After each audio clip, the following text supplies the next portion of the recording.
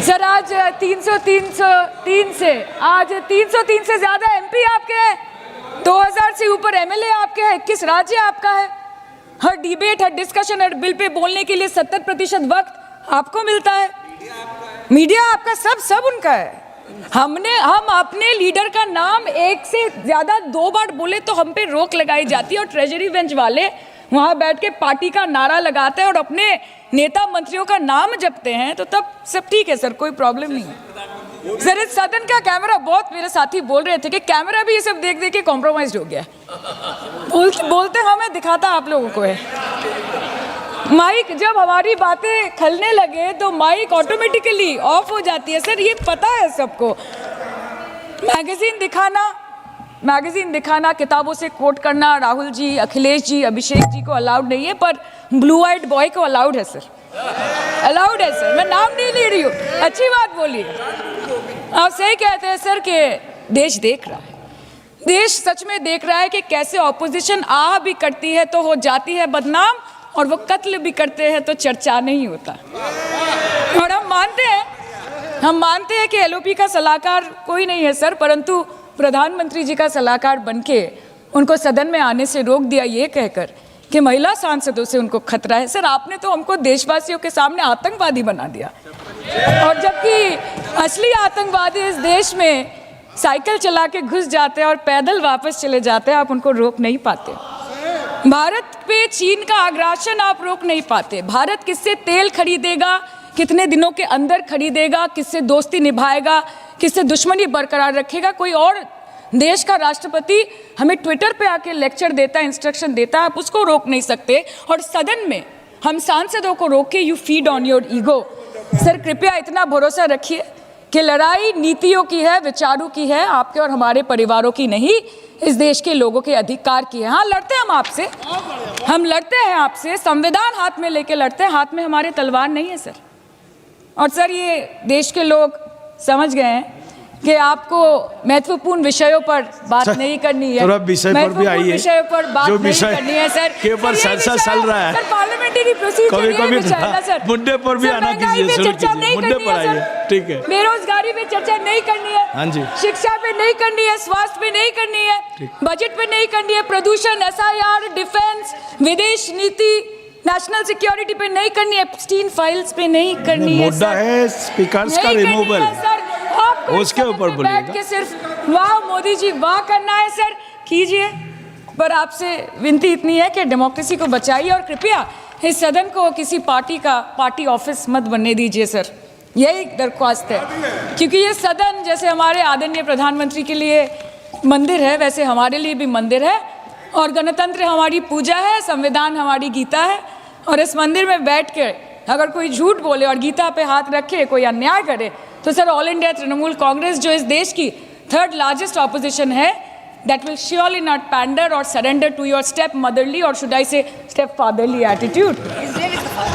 अंत में अध्यक्ष महोदय मैं पुनः ये कहना चाहती हूँ कि ओम बिरला सर से व्यक्तिगत रूप से मुझे कोई भी विरोध नहीं है, और मुझे ये बुरा लग रहा है कहते हुए कि मैं पहली बार की सांसद हूँ, और मेरे पहले टर्म में उनके विरोध में मुझे ये अविश्वास और अनास्था प्रस्ताव लाना पड़ रहा है। मैं चाहती हूँ कि उनकी चेहरे की हंसी सदैव बरकरार रहे, और इसी संदर्भ में मैं एक शेर कह के अपनी बात खत्म करना चाहती हूँ कि तू लाख बेवफा है मगर सर उठा के चल, कि तू लाख बेवफा है मगर सर उठा के चल, दिल रो पड़ेगा तुझे पशेमान देखकर। Thank you so much.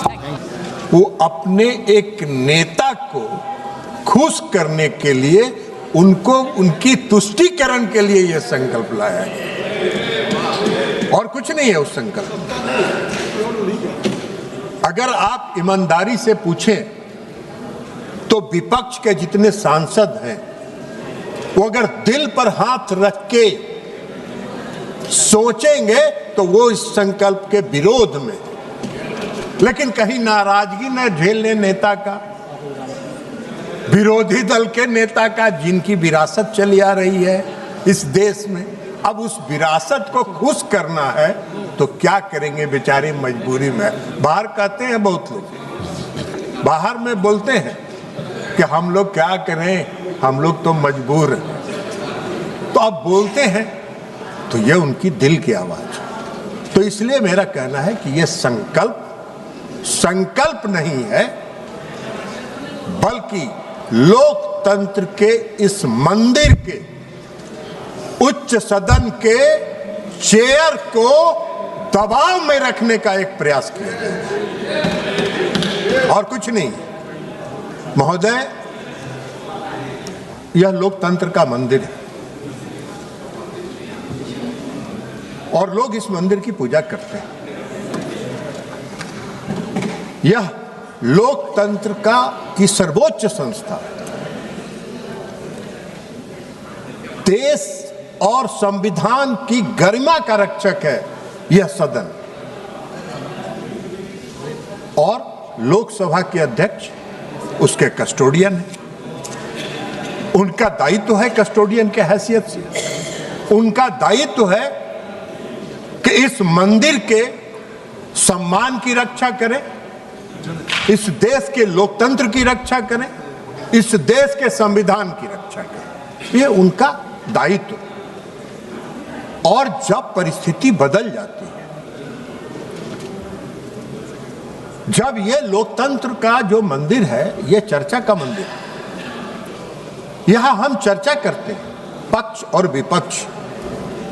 किसी भी बिल पर, किसी भी कानून बनाने की प्रक्रिया पर, किसी भी विषय पर जब हम चर्चा करते हैं तो पक्ष और विपक्ष की दोनों की राय आती है और उससे हम उसका समुद्र मंथन से जो निष्कर्ष निकलता है वह देश के 140 करोड़ जनता के हक में होता है, उसके पक्ष में होता है। लेकिन जब उस पूरी प्रक्रिया को, जब उस पूरे सिस्टम को ध्वस्त करने का प्रयास कोई करता, संसद की गरिमा को तार तार करने का कोई प्रयास करता हो, संसद में बहस नहीं हो, व्यवधान उपस्थित करने का प्रयास करता हो, तो यह सिर्फ इस लोकतंत्र की मंदिर का अपमान नहीं है, बल्कि इस देश के 140 करोड़ जनता की भावना पर कुठाराघात करता है। ये कारनामा है विपक्ष का।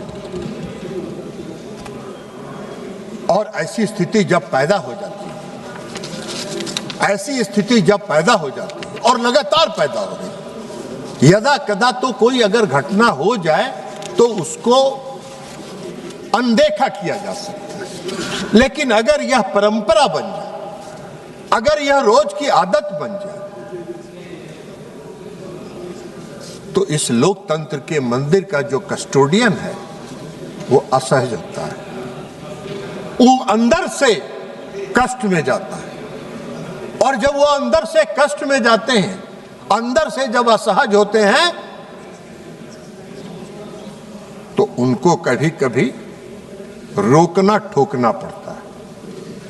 और सिर्फ विपक्ष के लोगों को नहीं रोका है उन्होंने, हमने देखा इस सदन में 17वीं लोकसभा में भी और 18वीं लोकसभा में माननीय अध्यक्ष ने आसन से कई मंत्रियों को भी टोकने का काम किया है, तो सत्ता पक्ष के सदस्यों को भी टोकने का काम किया है, लेकिन सबने स्वीकार किया है, उसको सहजता से स्वीकार किया है, क्योंकि वो अध्यक्ष की गरिमा का सवाल है। अध्यक्ष अपने कर्तव्यों